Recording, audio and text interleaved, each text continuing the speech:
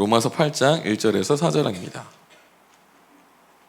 여러분, 하나님을 만났고 하나님을 사랑하는 우리 마음에 소원이 있습니다. 무엇일까요? 여러분이 예수님을 만나고 여러분 마음 안에 있는 가장 큰 소원이 있습니다. 아마 모든 성도라면 가지고 있는 소원이라고 생각하거든요. 어떤 소원을 갖고 계신가요? 영윤이 청년? 저를 빤히 쳐다봐 주셔가지고 마음의 소원이 무엇이 있나요? 네, 되게 어려운 질문 아니에요. 여러분이 뭘까요? 이렇게 맨날 이렇게 기도하잖아요. 주님 뜻대로 살고 싶어요. 네, 그렇게 기도하시죠? 네, 우리의 소원입니다. 주님 뜻대로 살고 싶어요. 이 요한 1서에 보면은 주님을 사랑하면 그 계명을 사랑하는 자는 그 계명을 지킨다라고 기록하고 있는데, 우리가 주님을 사랑하는 자로서 주님 뜻대로 살고 싶다라고 고백하는 것과 내 마음 안에 그 마음이 있는 것은 당연한 일이에요. 우리는 모두 주님 뜻대로 살고 싶습니다. 네, 우리 갑자기 이름이 생각이 안 나네. 하선이 한 글자죠. 선이도 외치잖아요. 주님 뜻대로 살고 싶습니다 라고 외치잖아요. 주님 뜻대로 살고 싶은 게 우리의 마음입니다. 그러면 제가 여러분에게 다시 묻고 싶어요. 그렇다면 저에게도 다시 묻고 싶습니다. 우리는 주님 뜻대로 살고 있습니까? 네, 이렇게 물어보면 아마 대부분 이렇게 고개를 아직 저는 주님의 뜻대로 살고 있지 않아요 라고 하거든요. 근데 사실 이게 어렵다라고 우리가 생각하고 느끼잖아요. 제가 이 설교를 준비하면서 아마 대부분 주님 뜻대로 살고 있으세요 라고 하면은 이렇게 고개를 흔들 거라고 생각했는데, 이렇게 고개도 안 드시고 무반응이실지는 상상도 못했거든요. 여러분 반응을 좀 해주실래요? 네, 주님 뜻대로 살고 싶은데 잘 안 돼요. 네, 좀 어렵다. 내가 약간 이런 느낌이거든요. 제가 주님 뜻대로 사는 부분도 있지만 살지 못하는 부분도 있어요. 그렇기 때문에 제가 완전히 주님 뜻대로 살고 있다고 자신할 수 없기 때문에 아니라고 말하는 거예요. 그래서 제가 생각하는 건, 아마 제가 생각했을 때 100의 100은 그렇게 살지 못하고 있다라고 고백한다라고 생각합니다. 특히 우리나라처럼 겸손을 미덕으로 보이는 나라는 주님 뜻대로 산다라고 자신 있게 말하는 사람들이 없을 거예요. 근데 제가 생각하기에 이 정도로 우리가 주님의 뜻대로 살지 못한다라고 한다면 주님이 부당하다라고 생각이 되지 않습니까? 아니, 불가능한 걸 요구하시고 우리 보고 죄책감을 가지고 살라고 주님께서 짐을 지어주신 것 같잖아요. 무슨 말인지 아세요? 너무 부당해. 네, 근데 제가 한 말이 말도 안 되는 거 아시죠? 주님은 부당하실 수가 없고 우리에게 무리한 요구를 맡기시는 분이 아니고 죄책감을 살라고 하시는 분이 아니에요. 근데 우리는 주님의 뜻대로 살길 원하는데 주님의 뜻대로 살지 못하는 내 모습을 보면서 항상 안타까워하면서 살고 있습니다. 네, 여기에 뭔가 문제가 있다. 우리가 가지고 있는 패러다임에 뭔가 문제가 있다라는 것을 알 수 있습니다. 주님은 우리에게 가능한 걸 요구하셨고, 또한 우리가 죄책감을 갖고 살기를 원하시지도 않습니다. 주님은 성경을 통해서 내가 느꼈던 것보다 훨씬 정확하게 어떻게 하면은 그렇게 살 수 있는가를 말씀해 주셨어요. 다만 우리가 진리 위에 서서 살아가는 것이 아니라 거짓 위에 서서 살아가고 있기 때문에 그 주님의 요구가 부당하다고 느끼고 다 이루어지지 않다라고 느끼고 이렇게 그걸 이루지 못하는 내 자신에 대해서 스스로 책망하며 살아가는 신앙생활을 살고 있는 것입니다. 네, 그래서 오늘 여러분 이 말씀을 통해서, 나누는 말씀을 통해서 바라는 것은 여러분 안에 우리가 속고 있는 영역들, 잘못된 패러다임이 무엇인지, 거짓이 무엇인지 깨달으시는 시간 되시길 바랍니다. 그리고 진리를 알고 이 진리 안에는 시간에 관한, 순서에 관한 영역도 있거든요. 이것들을 명확하게 하셔서 정죄가 아니라 약속대로 이 복을 누리며 살아가시는 여러분 되시길 축복합니다. 그래서 오늘 본문 보면서 진리는 무엇인지 거짓은 무엇인지 살펴보도록 하겠습니다. 로마서 8장 1절에서 4절입니다. 짧기 때문에 우리 한 목소리로 읽도록 하겠습니다. 시작. 그러므로 이제 그리스도 예수 안에 있는 자에게는 결코 정죄함이 없나니 이는 그리스도 예수 안에 있는 생명의 성령의 법이 죄와 사망의 법에서 너를 해방하였음이라. 율법이 육신으로 말미암아 연약하여 할 수 없는 그것을 하나님은 하시나니 곧 죄로 말미암아 자기 아들을 죄 있는 육신의 모양으로 보내어 육신의 죄를 정하사 육신을 따르지 않고 그 영을 따라 행하는 우리에게 율법의 요구가 이루어지게 하려 하심이니라. 아멘. 네, 우리가 로마서 8장 읽기 전에 로마서 앞부분 전체를 알아야 되는데, 로마서 앞부분 전체는 너는 죄인이다, 너는 스스로를 구할 수 없다, 그래서 너 안에 있는 마음과 하나님을 쫓는 두 마음이 싸우고 있다라고 이제 7장에 정리를 하고 있어요. 이게 우리의 현실이에요. 우리는 지금도 싸우고 있습니다. 내 마음에 주님을 따르길 원하는 마음과 근데 주님을 따르지 않는 두 마음이 싸우고 있잖아요. 이게 현실이에요. 7장은 현실을 얘기하고 있는데 8장은 그럼에도 불구하고 영적 진리를 선포하고 있습니다. 그래, 우리가 우리 마음 안에서 두 마음이 싸우고 있지만 8장 1절이 정말 강력한 표현이거든요. 그렇지만 그러므로 이제 그리스도 예수 안에는 결코 정죄함이 없나니, 우리 안에 아직 남아있는 죄가 있고 남아있는 구습이 있어서 여전히 주님의 뜻대로 따르지 않는 부분이 있지만 그럼에도 불구하고 너는 정죄함이 없다. 왜냐하면 예수 그리스도께서 왜냐하면 예수님께서 모든 죄의 값을 지불하셨기 때문에 너의 현실의 행실이 아니라 너의 존재는 하나님 앞에 의롭다라고 선언하신 겁니다. 그래서 이 내용은 우리 존재에 대한 선포예요. 그래서 우리는 내가 죄를 지었건 죄를 짓지 않았건 내 존재 자체로 의로운 존재입니다. 아멘. 주님 앞에 나아가는데 전혀 거리낌이 없는 존재예요. 왜냐하면 예수님께서 내 모든 죄의 값을 대신 지불하셨기 때문입니다. 그래서 이제 하나님의 법정에 섰을 때, 주님의 심판터 앞에 섰을 때 주님이 나를 이제 심판하셔야 되잖아요. 근데 심판하실 수가 없어요. 그러니까 하나님이 심판하실 수가 없습니다. 왜냐하면 그 모든 죄의 값이 지불되었기 때문에 하나님은 우리를 향해서 너는 의인이다라고 선언하실 수밖에 없는 거예요. 그래서 로마서 8장 1절은 이런 의미로서 선언되는 겁니다. 너는 결코 정죄함이 없다. 아멘. 너의 존재에게는 결코 정죄함이 없다. 할렐루야. 네, 우리 옆에 사람에게 이렇게 선포하겠습니다. 당신은 존재 자체로 의롭게 변화되셨습니다 라고 선포하겠습니다. 네, 당신에게는 정죄가 있을 수 없습니다 라고 선포하겠습니다. 네, 그래서 그 결과로 이제 그 다음이 따르는데요,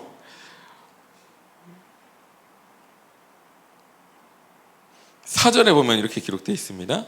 육신을 따르지 않고 그 영을 따라 행하는 우리에게 율법의 요구가 이루어지게 하려 함이라. 그래서 우리가 믿음의 결과로 무엇을 얻었냐면 정죄가 없음을 얻었어요. 의롭게 됨을 얻었습니다. 의롭게 됨은 이제 하나님과 화목으로 이어지고요, 하나님과의 화목은 무엇으로 이어지냐면 성령의 내주하심으로 연결됩니다. 성령님께서 그래서 다 우리 안에 계세요. 그리고 성령의 내주하심은 다른 말로 표현하면은 우리는 성령의 인도를 따라 살 수 있게 되었다. 지금 그것이 우리의 상태입니다. 우리는 모두 성령의 인도를 따를 수 있는 상태에 놓여 있어요. 그리고 오늘 본문 말씀은 그렇게 성령의 인도를 따르는 자는 그 영을 따라 행하는 우리에게 율법의 요구가 이루어지게 하려 하심이라. 다른 말로 얘기하면 우리가 실제로 주님의 뜻을 온전히 이루면서 살 수 있습니다. 할렐루야.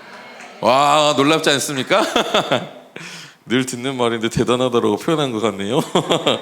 네, 결론적으로 말하면 우리가 주님의 뜻대로 사는 성경이 말하는 명확한 방법은 영을 따라, 성령을 따라 행하는 것입니다.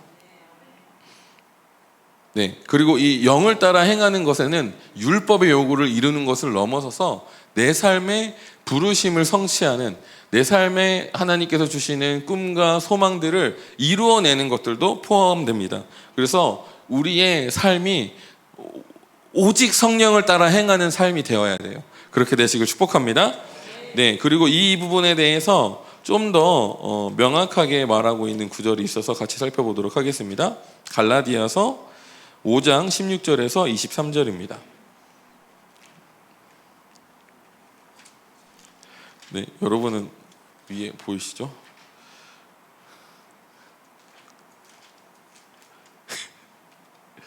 제가 성경을 못 찾고 헤매고 있네요. 네, 찾았습니다. 갈라디아서 5장 16절에서 23절, 길지만 같이 한 목소리로 읽겠습니다. 시작.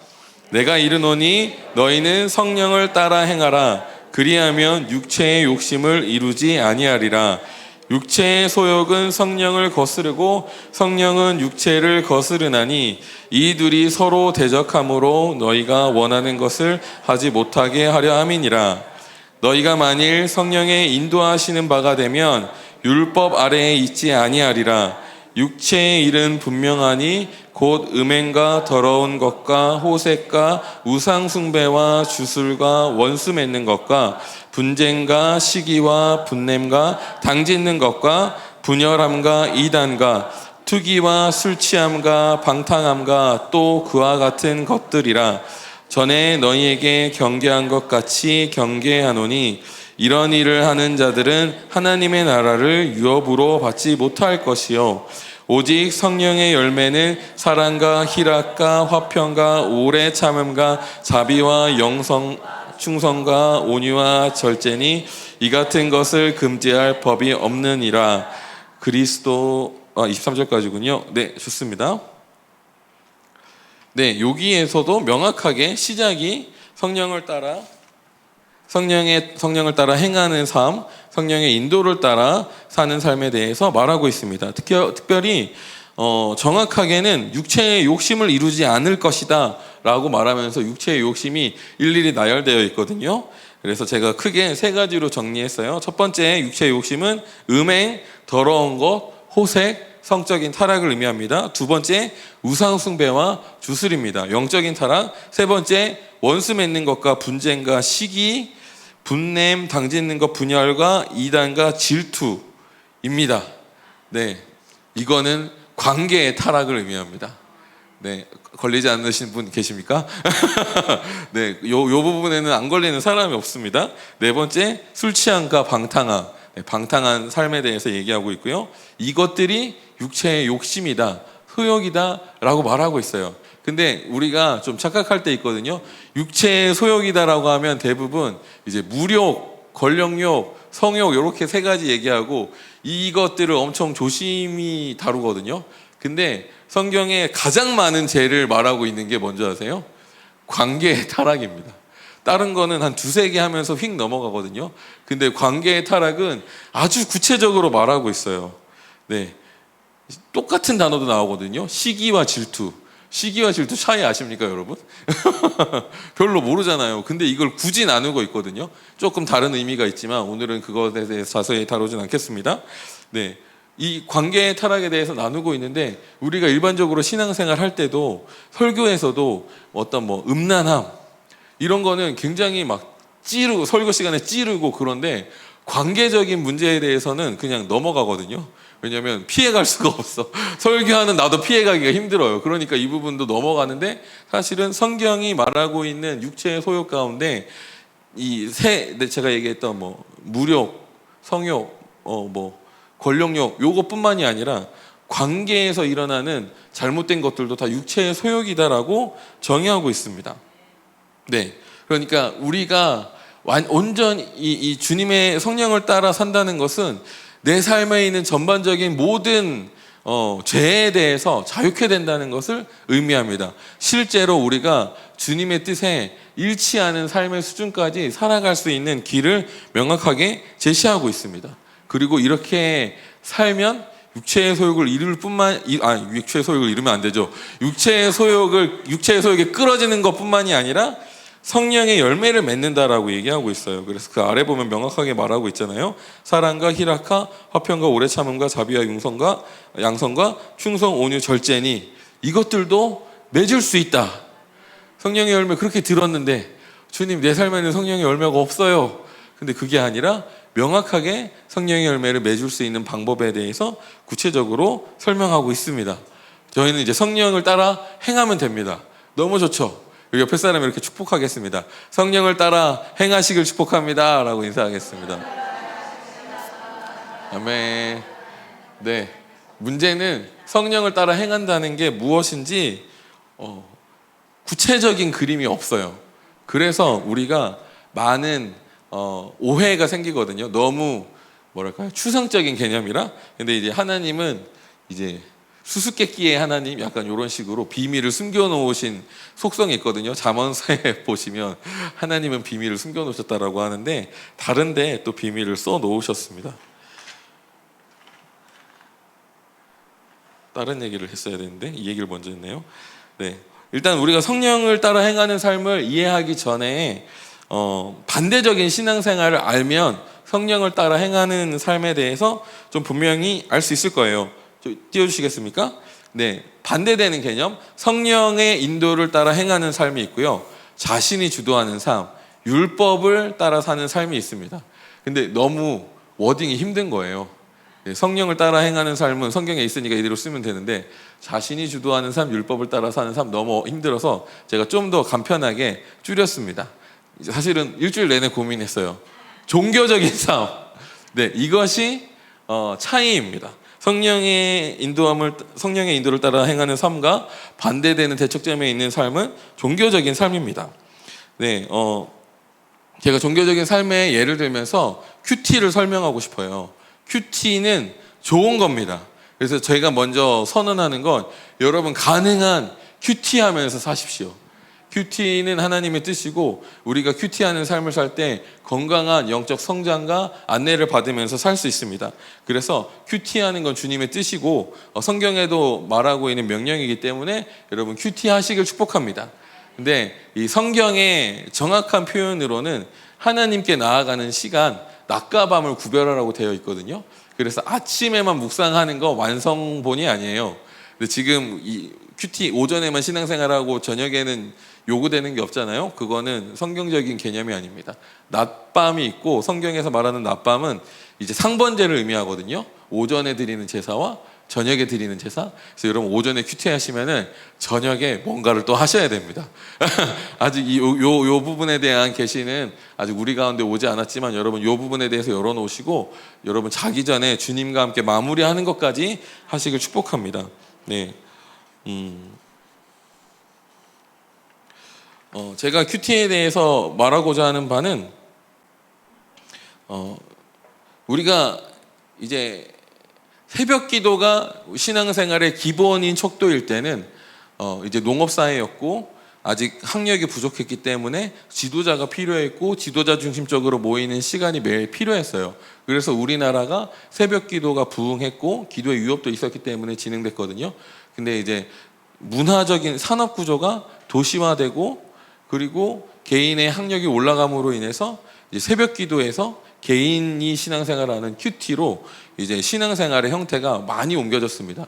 그래서 지금 새벽 기도 나오시는 분들은 적지만 큐티 하시는 분들은 엄청 많습니다. 시대가 변했기 때문에 개인적인 경건생활도 이렇게 변했어요.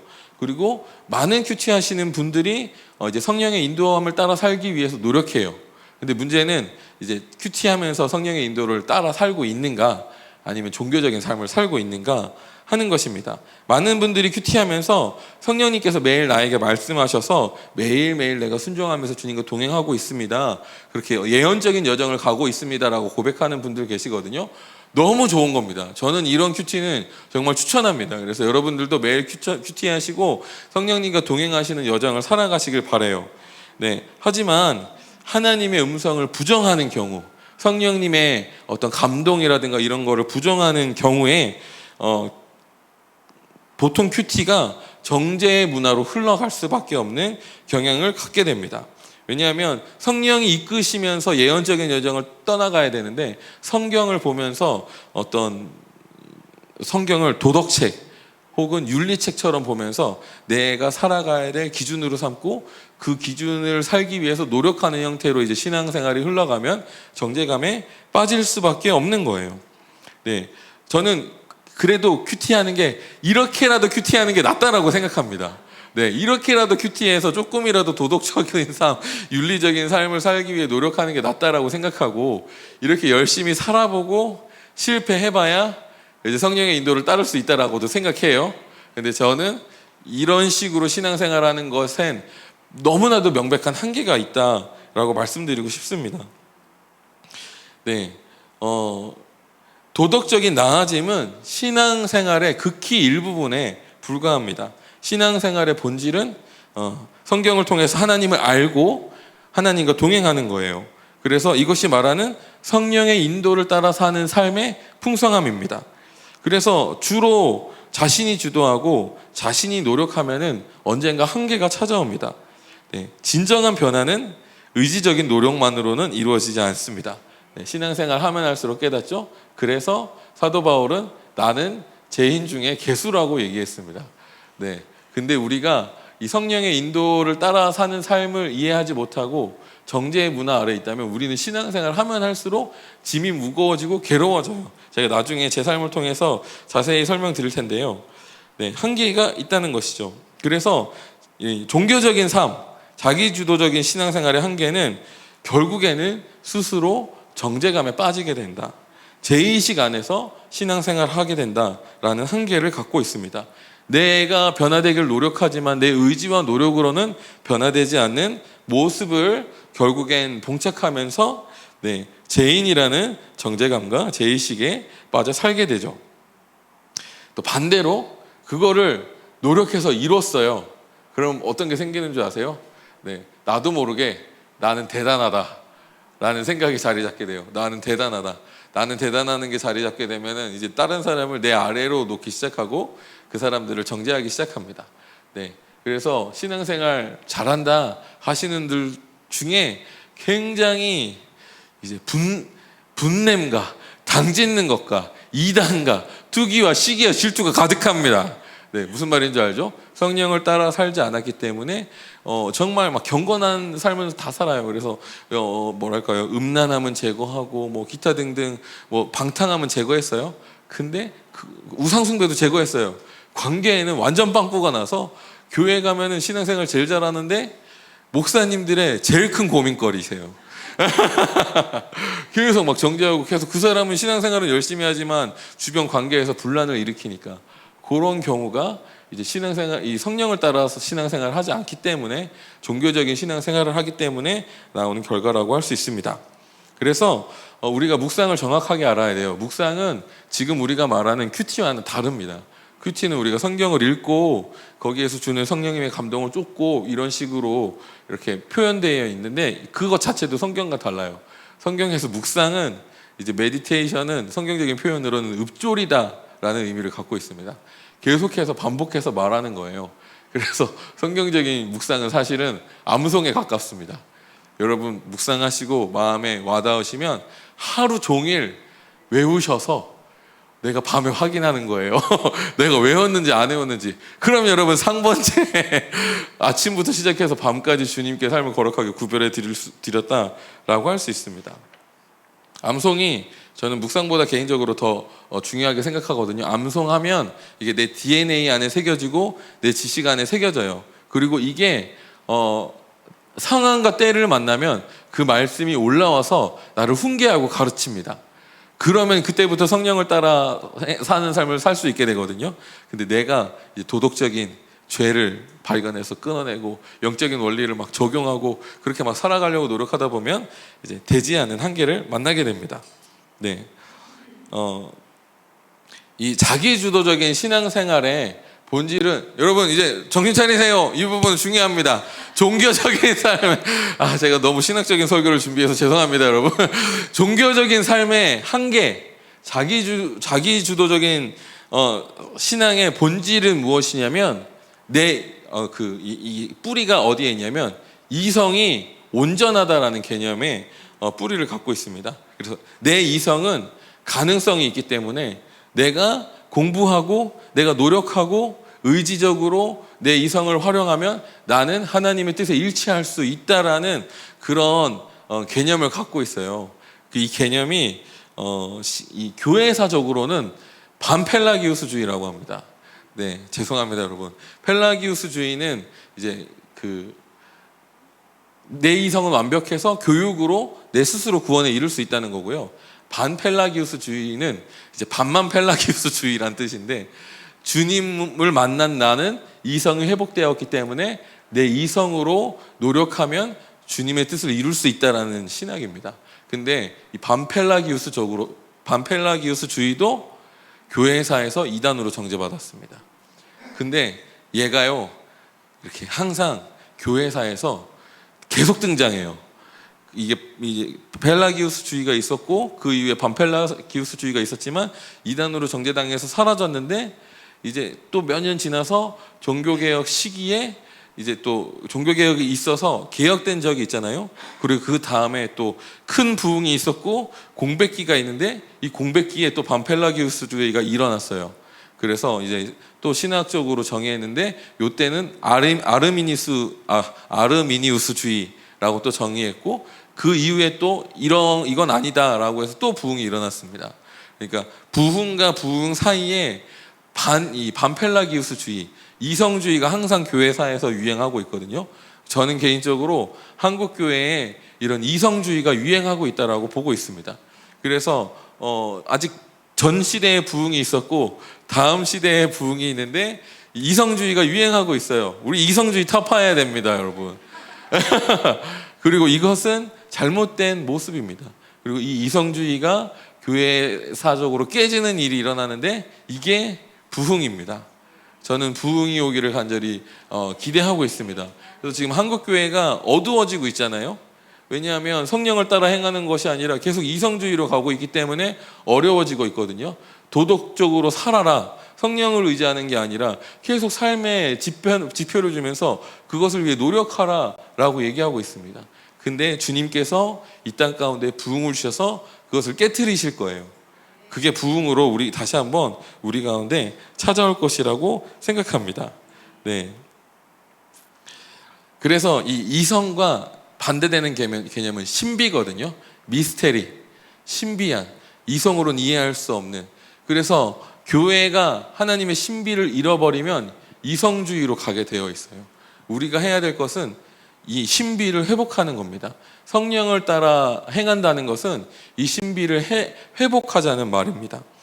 네. 그래서 이 하나님의 신비를, 성령을 따른다는 신비를 제거했기 때문에 이성이 주가 되는 신앙생활이 된 거예요.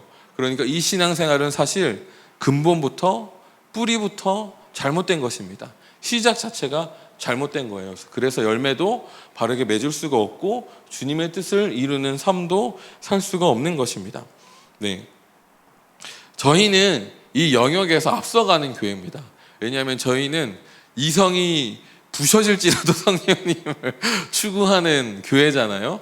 네. 그래서 성령님의 역사가 계속 일어나고 있고 성령님께서 운행하시는 교회예요. 저희 교회와 같은 성령을 따라가는 교회의 부르심과 사명이라고 생각합니다. 저희는 이 죽어가고 있는 한국교회를 품고 중보해야 됩니다. 이성주의를 가지고 이성적으로 스스로 노력하는 신앙생활에서 탈피하도록 중보하고 기도할 때 한국교회 가운데 지금 자신들이 옳다라고 여기는 그 큰 그룹 가운데 부흥이 임할 겁니다. 부흥은 죽은 자들이 살아나는 게 부흥이거든요. 저는 부흥이 저의 영역 가운데 일어날 것이라고 생각하진 않습니다. 솔직히 저 개인적인 주관으로는. 부흥은 죽어 있는 곳에 임합니다. 그리고 그 부흥을 낳기 위해서 우리는 먼저 된 자로서, 살아있는 자로서 한국교회를 품고 기도해야 됩니다. 올해 초에 미국에 부흥이 있었어요. 미국 에즈버리 신학교에 부흥이 있었죠. 그 교회의 부흥이 감리교 신학교입니다. 그 학교가 감리교 신학교예요. 거기에 부흥이 임했고 그 굳어 있었고 죽어 있었던 교단주의에 빠져 있었던 성도들이 다시 성령님을 경험하고 회복되는 일들이 일어났어요. 부흥은 이런 형태를 갖고 있거든요. 그래서 네, 우리가 부흥을 추구하고 저도 리바이벌리스트지만 부흥은 우리가 아니라 다른 곳에 일어날 가능성이 훨씬 높다. 그럼에도 불구하고 먼저 된 자로서 우리는 기도해야 된다라는 것을 여러분 아시고 한국교회를 품고 기도해 주시길 부탁드리겠습니다. 네, 그렇다면 성령을 따르는 삶, 이제 반대되는 종교적인 삶, 도덕적인 것이 아니라 이성주의를 추구하지 않는 삶에 대해서 나눴는데, 성경이 말하는 성령을 따르는 삶은 어떻게 되는지 우리 고린도전서 7장 10절을 보면서 살펴보도록 하겠습니다. 한 구절입니다. 고린도전서 7장 10절.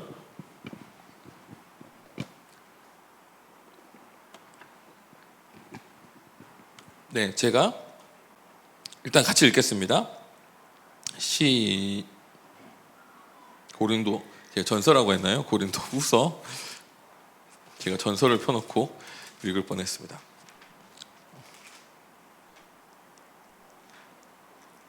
네, 고린도 후서 7장 10절 한 목소리로 읽겠습니다. 시작. 하나님의 뜻대로 하는 근심은 후회할 것이 없는 구원에 이르게 하는 회개를 이루는 것이요, 세상 근심은 사망을 죄송합니다. 제가 저걸 띄워달라고 해놓고 성경을 읽었네요. 네, 앞에 보시고 같이 한 목소리 읽을게요. 다시 읽겠습니다. 시작. 하나님의 뜻대로 하는 근심은 죄를 뉘우치고 구원에 이르게 함으로 후회할 필요가 없습니다. 그러나 세상 근심은 죽음을 가져올 뿐입니다. 아멘. 네, 여기가 조금 더 현대인의 현대인의 성경본이거든요. 이 말씀이 조금 더 이해하기 쉬워서 이 말씀으로 찾아왔어요. 제가 아까 하다가 말았던 말이, 하나님은 이 비밀을 숨기시는 하나님이셔서 성경에 이 비밀을 숨겨놨거든요. 성령을 따라 행하는 삶을 바로 이 한 구절에 비밀로 숨겨주셨습니다. 이 말씀에 그 행하는 삶이 어떤지 순서가 명확하게 기록되어 있어요. 띄워주십시오. 네, 성령을 따라 행하는 삶의 순서, 첫 번째는 성령의 조명입니다. 두 번째는 근심, 세 번째는 회개, 네 번째는 구원입니다. 네, 처음 하나님을 만나면 여러분 행복이 충만해요. 여러분 처음 하나님 만나실 때 기억나시나요? 네, 십자가만 봐도 눈물이 나오고, 네, 길을 걸어가는데 돌이 나에게 노래를 부르고 있고 나무가 나에게 노래를 부르고 있고, 굉장히 많은 사람들이 이런 고백하잖아요. 저는 이 정도까지는 아니었지만 하나님 만났을 때 너무 즐겁고 행복했습니다. 기쁨과 평안이 흘러 넘쳤어요. 그래서 그냥 매일매일 현실의 삶을 사는데 마치 천국을 사는 것처럼 행복했습니다. 어떤 정죄함도 없이 행복했습니다. 그 기간이 제법 길어요. 3개월이 넘습니다. 최소 3개월이고 1년에서 2년 정도라고 저의 이제 믿음의 선배님들이 그렇게 설명을 해요. 제가 고등학교 1학년 여름방학 때 하나님을 처음 만났거든요. 자주 고백하지만 주님의 사랑이 제 마음에 임하니까 눈에서 막 뜨거운 눈물이 흘러내렸어요. 그래서 이제 문학적인 표현으로 뜨거운 눈물이라는 표현이 있잖아요. 저는 그냥 아무 생각이 없었는데 뜨거운 눈물이 흘러나오니까 진짜 눈물이 뜨겁구나 라고 생각했거든요. 진짜 주님의 사랑 때문에 흘리니까 눈물이 뜨겁더라고요. 마음이 따뜻해지고, 그리고 나서 구원의 확신이 생겼습니다. 하지만 구원의 확신은 있어요. 난 이제 죽어도 천국은 가겠다. 그런데 제 삶은 하나도 변화되지 않았습니다. 그냥 내가 하나님을 만나는 그 시간 전과 후에 변화가 아무것도 없어요. 네, 아무것도 없습니다. 그리고 그렇게 변화가 일어나지 않은 아무것도 없는 그 삶을 계속 살다가 이제 고1 여름에 하나님을 만났고, 고1 겨울이 되어서 이제 뭐 전도 집회 한다고 막 사람들 모여서 같이 기도하는데 그때 처음으로 기도 너무 좋다, 재밌네 라는 걸 느꼈어요. 기도가 즐거워지고 점점 내 인생에서 가장 행복한 일이 예배가 되는 그런 변화가 일어났습니다. 그러면서 고2 동안 제 안에 평안과 기쁨이 충만해서 너무 행복하게 살았습니다. 그때 왜 행복했냐라고 물어보면 주님을 만나서 행복했어요. 그거 말고는 행복한 일이 없습니다. 주님 만나서 너무 행복해가지고 기도만 했거든요. 그래서 성적이 뚝 떨어져가지고 부모님에게 혼나는 일도 있었지만 그래도 행복했습니다. 네. 그때 제 현실을 보자면 내가 얼마나 경건하고 거룩하게 살았나, 전혀 거룩하게 살지 않았습니다. 그때는 제가 아까 얘기했던 그 음란함과 방탕함과 중독, 이런 것들이 제 삶에 너무 많았기 때문에 그것들과 씨름하는 삶이었거든요. 그러면 내가 이게 잘못된다는 걸 알면 그것 때문에, 죄의식 때문에 너무 괴로워서 안 행복해야 되잖아요. 근데 그것과 상관없이 행복했어요. 네. 그리고 지금도 주님이 처음에 주셨던 평안과 기쁨이 내 안에 있습니다. 사라진 적이 없어요. 여러분 안에도 있습니다. 사라진 적이 없습니다. 다만 우리가 사라졌다고 느낄 때가 있어요.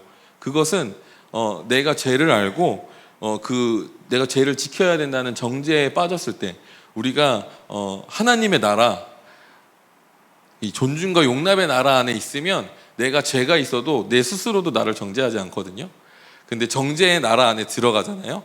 그러면 내 스스로도 정죄해요. 그래서 이 성경이 판단에 대해서 말할 때 양날 가진 검이라고 얘기합니다. 만약에 내가 누군가를 막 판단하고 정죄하고 있잖아요. 그럼 여러분 정죄의 나라 안에 계시거든요.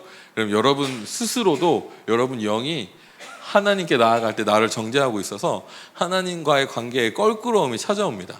이 성령님의 역사는 이렇게 일어나는 거예요. 그래서 뭐랄까요? 제가 말하는 중요함은 우리가 정죄의 나라에 있는 것이 아니라 자비와 사랑의 나라 안에 있는 것이 중요하다고 여깁니다. 왜냐하면 자비와 사랑의 나라 안에 있으면 내가 어느 정도 죄가 있고 부족함이 있어도 나를 정죄하지 않거든요. 그게 우리의 기본 상태예요. 내가 죄가 있지만, 아까도 처음에 얘기했지만 내 현실에 죄가 있지만 그리스도께서 내 모든 죄의 값을 지불하셨기 때문에 하나님과 화목한 상태, 그래서 계속해서 기쁨과 평안을 느끼는 그 상태, 그게 우리의 기본 상태입니다. 여러분 그 기본 상태를 결코 잊지 않으시길 축복합니다. 제 안에 열정이 엄청났어요. 그래서 제가 이제 너무 행복하니까 열정이 더 일어나고 더 행복해지고 싶어서 주님을 더 사모했는데, 이제 여기에서 문제가 일어나기 시작했습니다. 뭐냐면 이제 성령의 인도를 따라 살아가야 되는데 열정이 너무 과해지니까 제가 이제 제 신앙생활을 이끌기 시작했어요. 그러니까 주님이 조명하시는 것 이상으로 주님 뜻대로 살려고 노력하기 시작했습니다. 그래서 막 묵상하고 설교 듣고 깨닫는 것들 막 내 삶에 적용하기 시작했는데 처음에는 재밌습니다. 왜냐하면 깨달은 게 요따만하니까 내 의지로 할 수 있거든요. 근데 이게 계속 쌓이기 시작해요. 내가 깨닫는 거, 영적인 진리 점점 깨닫기 시작하고 많아지니까 짐이 이따만해지는 거예요. 그래서 너무 행복했는데 한 2년쯤 지나서 대학교 갔는데 이제 내가 스스로 갖춰야 될 그 삶의 기준이 너무 많아져서 안 행복해지기 시작했어요. 기쁨을 상실하기 시작했습니다. 그러니까 지식이 점점 많아질수록 짐이 무거워져서 어느 순간 내가 행복을 잃어버리게 됐고, 신앙생활이 행복해서 내 일상적인 삶에 윤활유와 힘을 공급해 주는 것이 아니라 내 일상생활도 무너뜨리는 짐이 되는 형국까지 갔죠. 그래서 정죄와 죄책감이 죄의식이 내 삶을 지배하게 되었습니다. 그렇게 20대를 살았어요. 20대는 거의 정죄감에 사로잡혀서 살았던 시대입니다. 10대 말에 하나님 만나서 막 너무 행복하게 살았는데, 이제 제가 이끄는 종교적인 삶, 자신이 주도하는 삶을 살다 보니까 정죄와 죄책감과 죄의식이 내 삶을 지배하는 형태로 가게 되었습니다. 그리고 나서 이제 20대가 마무리되고 30대가 되면서 제가 이 교회에 오게 됐고 WLI를 만났고 엘리야 하우스를 만났습니다.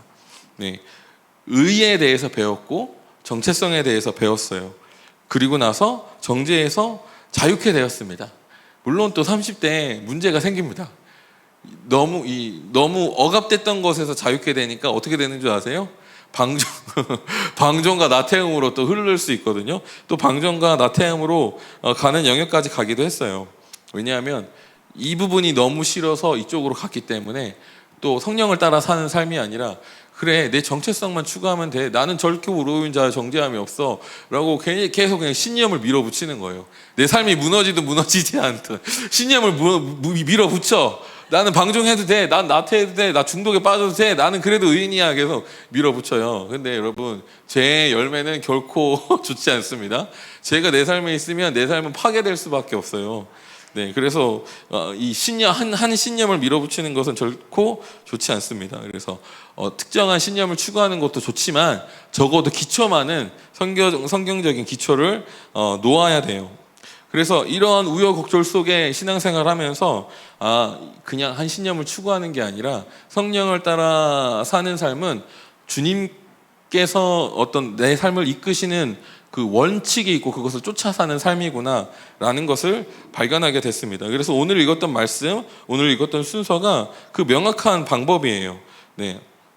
정죄가 없는 상태에서 성령의 조명이 있고, 그리고 근심이 있고, 회개가 있고, 구원이 있습니다. 성령의 조명이 어떻게 찾아올까요? 네, 보통 일반적으로 성령의 조명은 찔림으로 찾아옵니다. 보통 말씀을 들었을 때, 제가 이제 10대를 얘기하면 이제 음란함은 주님의 뜻이 아니다라는 음성을 듣고, 네, 음란물을 끊기 시작했고, 그리고 이제 게임 중독은 주님의 뜻이 아니다라는 것을 듣고 게임을 끊기 시작했고, 성경을 읽기 시작했고, 찔림을 통해서 변화되는 것이죠. 주님께서 그래서 제가 크게 네 가지의 죄를 여러분들에게 분류했는데, 이 네 가지 죄에 대해서 찔림을 주십니다. 첫 번째, 이 성적인 찔림, 성적인 영역의 찔림. 두 번째, 이제 우상숭배에 대한 찔림. 세 번째, 관계 부분에 대한 찔림. 네 번째, 방탕한 삶에 대한 찔림 다 주십니다. 네. 그래서 우리가 이런 찔림은 성경을 보면서 생길 수도 있고, 큐티를 하다가 발생할 수도 있고, 설교를 듣다가도 발생할 수 있고, 예배를 하다가 발생할 수 있습니다. 가장 빠른 길은 여러분 찔림이 왔을 때 회개로 가시면 돼요. 그럼 근심을 생략할 수 있습니다. 너무 축복이죠. 찔림이 왔을 때 회개로 가시면 근심을 생략할 수 있습니다. 전 여러분 그런 삶을 사시길 축복합니다. 네, 그게 가장 쉽고 빠른 길인데, 문제는 우리가 짓는 죄가 너무 일상이 돼서 찔림이 작동을 안 해요. 이게 뭐라고 표현하냐면 양심에 화인 맞았다라고 하거든요. 생각보다 우리 안에 양심에 화인 맞은 영역이 너무 많은 거예요. 그래서 찔림이 작용하지 않아요. 그래서 보통 관계에 대한 말씀이 선포되어도요, 안 찔려요. 네, 그래서 이 부분은 거의 근심의 영역으로 들어가야만 간신히 개선되는 경향을 보이고 있습니다. 네, 이게 성령의 조명입니다. 성령께서 역사하시면 찔림이 이렇게 성령께서 우리를 인도하시기 시작하는데, 내가 인도하는 것이 아니라 그 첫 번째 단계는 찔림이에요. 근데 어떻게 이 찔림이 다가오냐면 내 삶에 불편함이 생기기 시작합니다. 네, 이건 찔림보다는 근심에 가까운 거라서 다음으로 넘어가도록 하겠습니다. 네, 두 번째, 오늘 본문 말씀에 보면은 하나님의 뜻대로 하는 근심이라고 기록되어 있거든요. 그래서 이 근거, 하나님의 뜻대로 하는 근심이라는 것이 성령의 조명입니다. 그리고 두 번째는 근심이에요. 네, 이 근심은 언제 발생하냐면 내 삶에 심각한 손해가 발생할 때 근심하게 됩니다. 그래서 재산상의 손해, 관계의 손해 등 심각한 어려움을 통해서 마음에 불편함이 발생해요. 계속 문제가 생기네, 내 삶이 행복하지 않네, 계속 관계가 깨어지네. 그래서 굉장히 마음이 위축되고 어렵고 괴로워지면, 여러분 그때 내가 양심에 화인 맞았어 찔림을 느끼지 못하고 여기까지 왔구나라고 느끼시면 됩니다. 근심이 내 삶에 찾아왔구나. 근데 보통 찔림에서 회개하면 너무 순조롭기 때문에 이 부분은 생략하고, 네, 보통 우리의 삶에 문제가 찾아옵니다. 네, 내가 삶을 살다가 어떤 특정한 영역을 만나면 그 부분과 부딪혀서 계속해서 그 부분이 곪고 해결되지 않는 영역들이 찾아와요. 근심, 이 부분이 근심입니다. 여러분 가능하다면 이 근심이 찾아왔을 때 지혜로우시다면 빨리 깨달으셔야 돼요. 성령의 조명이 내 삶에 임했다, 내가 드러내야 될 죄가 무엇인지 빨리 깨닫고 기도하시고, 이것이군요, 빨리 회개하셔서 구원으로 가시길 축복합니다. 버티실수록 손해거든요. 버티실수록 손해예요. 근심이 찾아왔을 때 우리의 반응이 크게 두 가지 방향으로 흐릅니다. 정상적인 방향은요, 그 문제의 근원이 나에게 있음을 발견하고 바로 회개로 나아가는 거예요. 네, 이게 정상적인 반응입니다. 어떤 문제가 생겼어요? 그러면 내 잘못이구나, 내가 이 부분을 회개하고 내가 이 부분을 주님의 뜻 안에서 변화돼야 되겠다라고 막 믿음으로 받아들이고 그렇게 나아가기 시작할 때 회개와 구원으로 나아갈 수 있습니다. 비정상적인 방향은요, 문제가 생기고 어려움이 찾아왔을 때 이 문제를 나에게서 찾지 않고 다른 사람에게서 찾는 거예요. 그래서 내가 문제가 아니고 다른 사람이 문제니까 문제가 찾았을 때 저 사람이 문제야, 쟤 때문에 그래 라고 문제를 계속 다른 사람에게 돌리는 겁니다. 여러분, 이 다른 사람에게 죄를 돌리는 이 모습이 성경에 어디 기록되어 있는 줄 아십니까? 아담과 하와가 그랬습니다. 무슨 말인 줄 아시죠? 네, 문제가 찾아왔고 주님께서 죄를 밝히세요. 하나님이 아담 그 죄를 짓고 나서 그 풀로 몸을 가리고 있는 아담에게 찾아오셔서 아담아 어디 있느냐, 그 옷은 무엇이냐, 조명이 임했어요. 정상적이었다면 회개하셔야겠죠. 아담과 하와가 주님 죄송해요, 선악과를 따먹었어요, 어떻게 하죠? 라고 여쭤봤어야 돼요. 근데 어떻게 해요? 아담은 하나님, 주님이 저에게 주신, 이 근거가 되게 웃긴 거예요. 아세요? 주님이 저에게 주신 여자가 이걸 하라고 해서 이렇게 선악과를 따먹었어요. 그러니까 여자가 선을 따먹었는데 이 여자는 주님이 주셨어. 그럼 누구 잘못이에요? 하나님 잘못이에요. 내가 잘못한 거 아니에요. 하나님이 잘못하신 거예요 라고 아담이 말한 겁니다. 되게 웃기시죠? 네, 하와는 뱀이 해서 했어요. 이게 제 속성이거든요. 그래서 이 부분에 여러분 좋은 반응이 있으셨으면 좋겠습니다. 문제를 타인에게 돌리면요, 이제 비난을 타인에게 돌리게 되고, 이게 내 죄가 아니라고 생각하고 내 문제가 아니라고 생각하기 때문에 이 어려움에 대해서 억울해하고 분노하게 됩니다. 그래서 억울함과 분노에서 사로잡힌 인생을 살게 되거든요. 저는 이 상황에 머물러 있는 인생이 가장 불쌍하다고 생각해요. 너무 괴롭거든요. 그래서 여기 머물러 있는 분들은 빨리 깨달으시길 축복합니다. 네, 가능하면 여러분 기도 상담 사역을 받으시면 바른 방향으로 잘못된 방향이 아니라 바른 방향으로 빨리 인도하심을 받을 수 있습니다. 차라리 드러나지 않을 때가 나아요. 근데 주님은 우리를 인도하셔야 되니까 반드시 드러내시거든요. 버티지 마시고 회개로 들어가시길 축복합니다. 그래서 여기가 하나님의 공의가 드러나시는 부분이라 내가 죄를 인식하고 문제를 깨닫고 회개하지 않으면 다음 단계로 나아갈 수 없습니다. 그냥 주님이 그냥 넘겨주시지 않는 공의의 영역이거든요. 그리고 또 정직한 영역이 필요한 영역이에요. 아담과 하와처럼 타인에게 미루고서는 절대 다음 단계로 나아갈 수 없는 영역입니다. 그리고 우리가 이 죄가 내 삶에 관영한 만큼 시간이 오래 걸려요.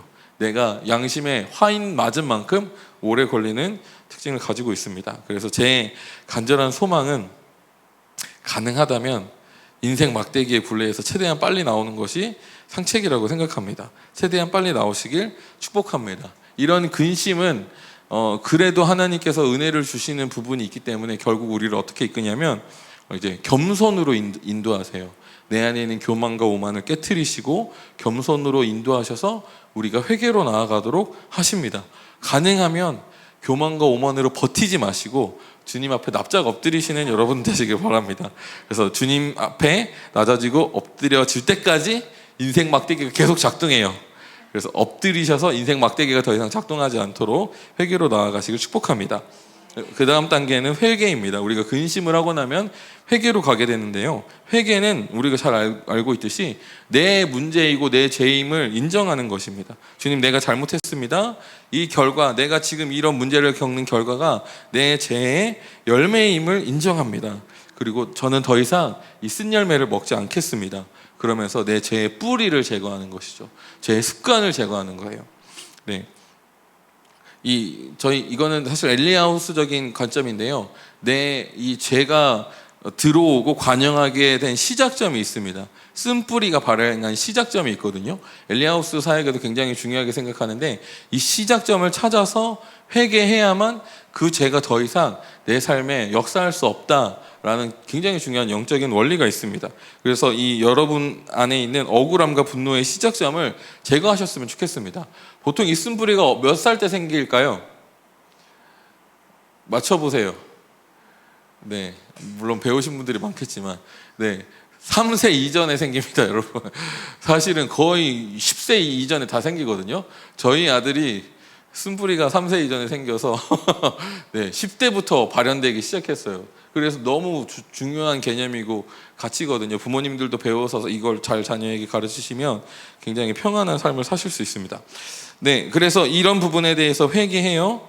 그리고 나를 그렇게 만든 그런 판단을 하게 한 대상을 용서하는 것이 필요합니다. 그래서 하나님께 회개하고 사람에 대해서 용서하는 일을 할 때 우리가 온전한 회개를 이루었다라고 할 수 있습니다. 그리고 난 후에도 남아있는 습관과 어떤 길들이 있기 때문에 내가 특정한 문제를 만났을 때 그렇게 행동하려고 하는 경향이 일어날 수 있어요. 그때는 연기하는 겁니다.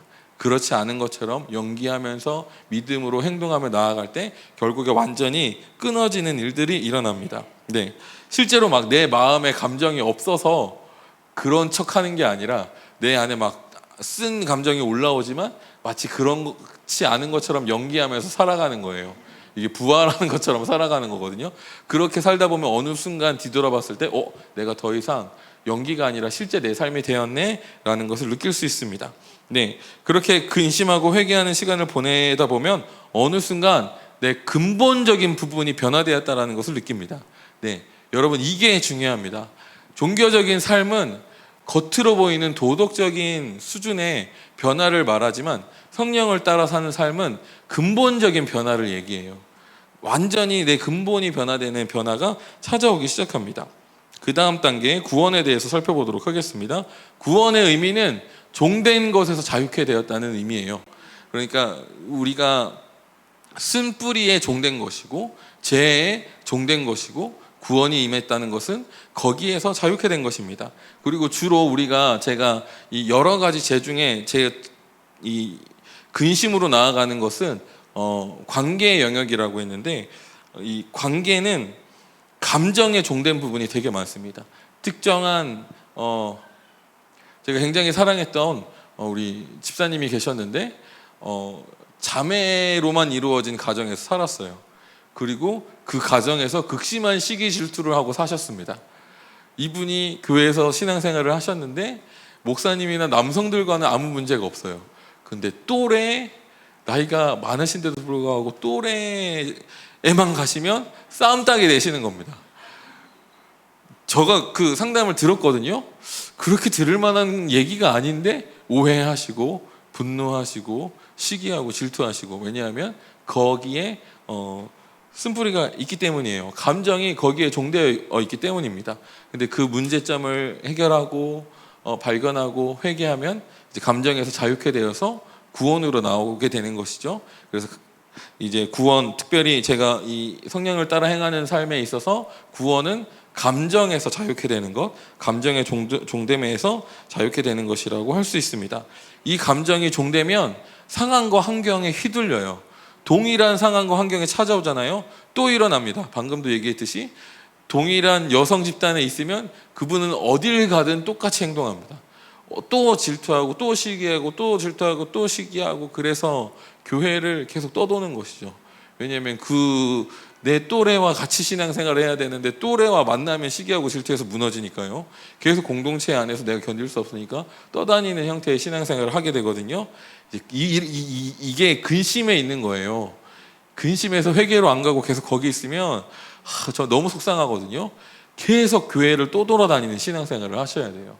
네, 저는 저희 교회에 계신 분들은 이 교회에서만이라도 반드시 회개로 나아가셨으면 좋겠습니다.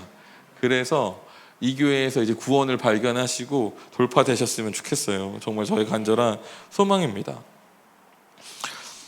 네, 이 구원을 얻는 과정 중에, 회개를 통해서 구원을 얻는 과정 중에 이 열매가 찾아오는데 그것은 무엇이냐면 계시입니다. 어떤 계시냐면 하나님이 어떤 분이신지에 대한 계시가 우리 가운데 찾아와요. 주님이 어떤 분이신 줄 알았기 때문에 나를 메었던 이 사슬에서부터 자유케 될 수 있습니다. 그러니까 우리를 자유케 하는 건 결국 주님으로부터 오는 지식이고 주님의 이름을 아는 능력이거든요. 이 주님께서 하시는 이 일련의 과정, 조명하시고 근심케 하시고 회개케 하시고 구원케 하시는 이 과정을 통해서 주님께서 우리에게 주시는 열매는 무엇이냐면 내가 이런 하나님이야 라고 명확하게 깨닫게 하시는 거예요.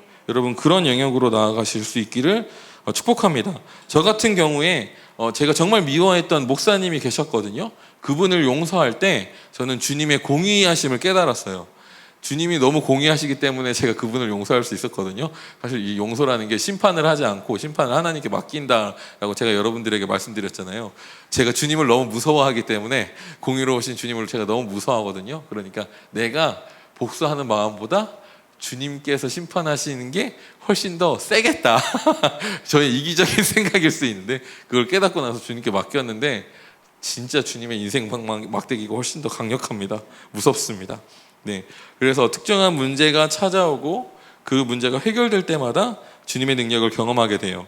그 능력의 이름, 그 이름의 능력, 영광, 계시들이 우리 삶의 열매로 찾아오게 됩니다. 그리고 그 열매가 찾아오면 그게 우리 삶의 이제 DNA로 새겨지거든요. 그래서 근본적인 변화가 찾아오고요. DNA로 새겨졌다는 것은 다른 말로 하면 그 고울을 다스릴 권세를 얻게 되었다라는 의미로 사용할 수 있습니다. 그래서 그 부분에 대해서 저는 이제 그 부분을 다스릴 권세가 있기 때문에 내가 동일한 문제가 찾아와도 다스려서 해결할 수 있고요. 뿐만 아니라 나와 같은 문제를 겪고 있는 사람을 만났을 때 그분의 문제를 해결할 수 있는 권능을 얻게 됩니다. 이것이 그 이름의 능력입니다. 구원의 단계까지 올 수 있는 능력이에요. 그리고 최종적으로 이 회개와 용서에 대한 개념이기 때문에 자비의 하나님에 대해서 정말 깊게 경험하는 대로 나아가게 되고요. 내가 용서받았으므로 용서하는 자로서 나아가게 됩니다. 네, 이것이 성령이 이끄는 삶과 종교적인 삶의 차이예요. 성령이 이끄는 삶은 기본적으로 존재감에 사로잡혀 있지 않습니다. 평상시에 행복하고 기뻐요. 너무 행복하고 기쁘다. 이렇게 살아가다가 주님의 때에 특정한 문제가 딱 찾아옵니다. 이제 근심이 찾아오기 시작하는 거죠. 그때만 근심하고 회개하는 거예요.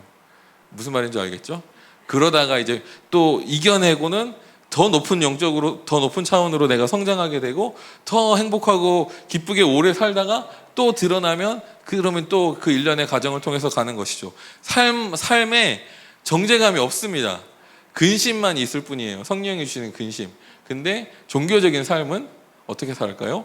매일매일 내가 혹시 죄를 범하지 않았나, 내가 혹시 내 기준에 넘어서지 않았나 노심초사하면서 긴장하면서 신앙생활 합니다. 제가 이 이야기를 하는 이유는 생각보다 많은 성도님들이 이 교회에 있으면서도 성령을 따라서 이 자유와 기쁨과 이걸 누리면서 사는 것이 아니라 종교적인 태도로 내 자신을 바라봄으로 인해서 정죄하며 눌리며 살아가는 삶을 보면서 안타까움을 느꼈습니다. 여러분, 이런 삶에서 완전히 자유케 되시길 축복합니다. 네, 마지막 말씀 드리겠습니다. 다음 올려주시겠어요? 우리는 개혁가입니다. 네, 우리는 지금 개혁을 하고 있습니다. 종교계를 개혁하고 있는 거예요. 우리는 사실 제가 이런 신앙생활을 할 거라고 상상하지 못했습니다. 주님께서 이끄시는 삶, 기초를 놓고 살다 보니까 우리가 일반적인 교회랑 문화적으로 공유하는 부분이 너무나도 많지만 일반적인 교회와는 너무나도 다른 부분, 완전히 새로운 부분이 너무 많아요. 그래서 사실은 제가 아까도 얘기했지만 일반 교회는 성령을 인정하지 않잖아요. 하나님의 신비를 인정하지 않기 때문에 어떤 종교적인 삶, 종교적인 큐티, 어떤 이성주의적인 신앙생활을 하고 있어요. 안타깝지만 저는 그 영역이 주류라는 것을 알고 있습니다. 엄청나게 큰 그룹을 갖고 있거든요. 우리는 적어요. 우리는 정말 진리를 말하고 있지만 적습니다. 그렇지만 제가 여러분들에게 말씀드리고 싶은 건 예수님 또한 그랬습니다. 예수님 시대에 종교적인 주류는 사두개인들이었고 바리새인들이었어요. 예수님은 그 문화가 팽배한 그곳에 가서 선포하셨습니다. 진리를 선포하셨고 그런 사람들을 만드셨고 그런 진리를 가지고 살아갈 사람들을 만드셨고 제자들을 양육하셨어요. 네. 그 제자들이 모였을 때 어땠을까요? 우리밖에 없어. 우리는 막 세상과 막 대적하고 있는 거야. 그래서 예수님께서 이렇게도 말씀하셨잖아요. 내가 너에게 복을 주러 온 게 아니라 화를 주러 왔다. 너희는 전쟁하게 될 것이다. 이렇게 말씀하셨잖아요. 실제로 제자들은 그런 삶을 살았거든요. 얼마나 외롭고 힘들었을까요? 네, 대중들은 우리 주변에 없습니다. 기존의 잘못을 개혁하기 때문에 외로울 수밖에 없었습니다. 한국 교회는 성령을 부정하는 방향으로 가고 있어요. 우리는 소수고 어쩌면 우리가 계속 성령님을 말하고 진리를 말할 때 우리는 핍박받는 자리에 갈 수도 있습니다. 하지만 제가 예수님의 이름으로 명확하게 말하는 것은 이 영역은 핍박이 있을지라도 개혁해야 할 영역입니다. 우리가 개혁자로서 계속해서 나아가야 할 영역입니다. 주님께서도 죽기까지 핍박을 받으셨어도 그 길을 가셨던 것처럼 우리도 한국교회의 개혁을 위해서 그 길을 가야 합니다. 제가 말했지만 우리가 가는 길은 씨를 뿌리는 길일 수 있어요. 제가 아까 방금도 얘기했지만 부흥은 우리는 살아있기 때문에 우리에게 부흥이 오지 않을 수 있습니다. 부흥이라는 영광은 저쪽 죽어있는 저주류에 올 수도 있거든요. 하지만 그럼에도 불구하고 우리가 주님의 뜻을 가야 합니다. 주님께서 이렇게 말씀하셨거든요. 제가 우리 마지막으로 누가복음 12장 31절 32절 말씀 보고 같이 기도하고 마무리하도록 하겠습니다. 주님께서 이렇게 말씀하셨습니다. 같이 한 목소리로 읽겠습니다. 시작. 다만 너희는 그의 나라와 다시 읽겠습니다. 시작. 다만 너희는 그의 나라를 구하라. 그리하면 이런 것들을 너희에게 더하시리라. 적은 무리여 무서워 말라. 너희 아버지께서 그 나라를 너희에게 주시기를 기뻐하시느니라. 아멘. 주님은 늘 적은 무리에게 말씀하셨습니다. 그래서 우리가 주류가 아님을 부끄러워할 필요가 없습니다. 도리어 우리가 적은 무리라는 것은 우리가 개혁가로서 살아가고 있다는 것을 의미합니다. 제가 그래서 여러분께 권하는 것은 여러분 우리가 기존에 살았던 신앙생활로 살아가는 것이 아니라 이젠 정말로 성령을 따라 살아가는 삶을 사시길 축복합니다. 더 이상 종교적인 삶으로 들어가는 것이 아니라 이젠 정말 성령을 따라 사는 삶으로서 행복한 삶을 영위하시길 축복합니다. 그래서 종교적으로 눌려서 교회를 다니는데 그렇게 얼굴하고 있으면 나는 교회를 가고 싶지 않다, 그런 말을 듣는 것이 아니라 정말 그렇게 행복하면은 나는 교회를 가고 싶다라는 말을 들을 수 있는 여러분이 되셨으면 좋겠습니다. 네, 우리 같이 기도하도록 하겠습니다. 네, 그래서 이 시간 우리 돌파를 위해 기도하도록 하겠습니다. 이 시간 같이 기도하기 원하는 것은 하나님, 우리 삶에, 내 삶에 남아있는 하나님 종교적인 삶이 하나님 이 시간 완전히 깨어지게 하여 주십시오. 주님께서 성령을 따라 사는 삶에 대해서 정말 명확하게 말씀하셨고 계시하여 주셨는데 하나님 이제 우리가 재책에 빠져서 살아가는 종교적인 삶이 아니라 기쁨과 평강을 기본으로 살아가는 삶으로 나아가게 하여 주시고 성령의 근심이 찾아왔을 때 주님 그 근심을 따라서 더 높은 단계로 나아가는 구원으로 나아가는 그러한 삶으로 들어갈 수 있도록 내 삶에 돌파를 허락하여 주시옵소서, 변화를 허락하여 주시옵소서. 우리 주님 한번 부르짖고 크게 기도하도록 하겠습니다. 주여. 네, 여러분 제가 같이 책임을 나누기를 원하는 것은 우리가 그런 성령을 따르는 삶을 사는 것 너무나도 중요하지만 우리가 책임을 갖고 예수님의 마음을 품고 이 땅을 위해서, 한국 땅을 위해서, 한국 땅의 교회를 위해서 같이 기도했으면 좋겠습니다. 한국 땅은 명확하게 이성주의가 유행하고 있고 반펠라기우스주의가 유행하고 있습니다. 부흥과 부흥의 그 중간 시기, 지금 우리가 있는 시기가 바로 이 시기입니다. 이 시기에 우리가 먼저 된 자로서 개혁가로서 해야 될 것은 이 땅에 교회를 품고 기도해야 됩니다. 하나님, 이 교회가 하나님 성령님을 인정하지 않고 있습니다. 하나님, 이 교회가 하나님의 신비를 인정하지 않고 있습니다. 하나님, 이 교회가 하나님 죽어가고 있습니다. 주님, 우리가 모세의 마음으로 같이 기도하오니 하나님 한국교회를 일으켜 주십시오. 하나님 한국교회가 이성주의에서 돌이키게 하여 주십시오. 한국교회가 성령님을 인정하고 성령님을 환영하게 하여 주십시오. 한국교회가 하나님의 신비를 인정하고 신비를 인정하게 하여 주십시오. 우리 한국교회를 위해 같이 중보하며 기도하며 나아가겠습니다. 주님 한번 부르짖습니다. 주여. 하나님, 우리 킹스주빌리 교회를 주님께 올려드리고 하나님, 그리고 우리 모든 성도님들 한 명 한 명을 주님께 올려드립니다. 하나님, 더 이상 종교적인 삶으로 하나님, 우리가 고통받지 않게 하여 주십시오. 하나님, 더 이상 종교적인 삶으로 인해서 우리가 정죄받지 않게 하여 주십시오. 하나님, 그렇다고 우리가 또 반대로 하나님 정죄가 없다고 너무 지나치게 하나님 자유를 방임으로 여기지 않게 하여 주십시오. 하나님, 우리가 성령을 따라 사는 삶으로 나아가게 하여 주십시오.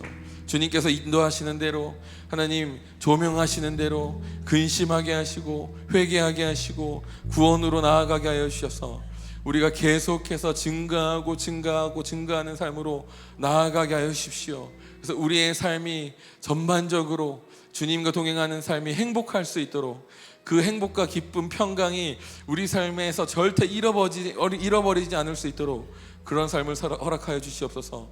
뿐만 아니라 하나님, 우리가 하나님 개혁가로서 먼저 된 자로서 기도합니다. 하나님, 한국 땅 가운데 이 죽어있는 이 영역 가운데 하나님 부흥을 주시고 하나님 살리는 불을 부어주셔서 하나님 한국교회가 하나님 다시 한번 부흥으로 일어나고 성령님을 환영하고 하나님을 따라가는 그러한 수준으로 나아갈 수 있도록 한국교회를 축복하여 주시옵소서. 그렇게 하실 주님을 찬양합니다. 예수님의 이름으로 기도합니다. 아멘. 제가 축도하고 예배 마치도록 하겠습니다. 지금 우리 주 예수 그리스도의 은혜와 우리 아버지 하나님의 크신 사랑과 자비와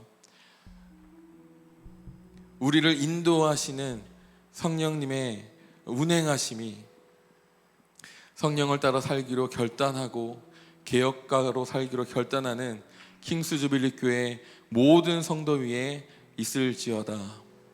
아멘.